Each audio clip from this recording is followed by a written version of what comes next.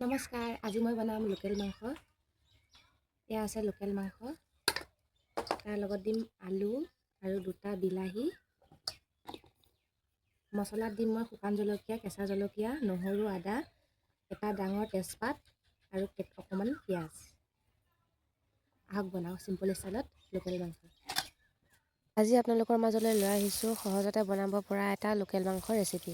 মাংসখিনি বনোৱাৰ আগতে কেৰাহীখনতে মই কেইটামান শুকান জলকীয়া ভাজি লৈছোঁ আৰু আদা নহৰুৰ সৈতে একেলগে খুন্দি লৈছোঁ। সেইখন কেৰাহীতে আলু কেইপিচ ৰঙা হোৱাকৈ ভাজি ল'ম। তাৰ পাছতে বিলাহী দুটা 4 টুকুৰা কৰি ভাজি লৈছোঁ আৰু আদা নহৰু খুন্দা সেই খুন্দনাটোতে বিলাহী পেষ্টটো আমি বনাই ল'ম।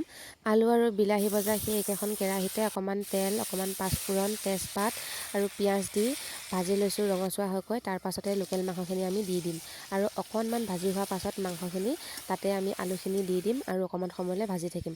আৰু অকণমান মই পেকেট মছলা ব্যৱহাৰ কৰিছোঁ, ৰেড চিলি আৰু মিট মছলা। কেৰাহীখনত অকণমান লাগি যোৱালৈকে ভাজি থাকিম, তেতিয়া ফ্লেভাৰটো অলপ ভাল আহিব। তাৰ পাছতে পানী অকণমান দি উতলিবলৈ দিলোঁ আৰু শেষত দিছিলোঁ জালুক, দেখাবলৈহে পাহৰিলোঁ। এইফালে আমাৰ ৰেডি হৈ গ'ল লোকেল মাংসৰ জোল আৰু কাষতে এই বাতিটোত আছে তিতা তৰকাৰী। খাই বহুত ভাল লাগিছিল। লোকেল মাংস এনেও জোলটোৱে ভাল লাগে। আজিলৈ আহিছোঁ, কাইলৈ এটা নতুন ৰেচিপিৰ সৈতে আপোনালোকৰ লগত আকৌ লগ হ'ম। বাই।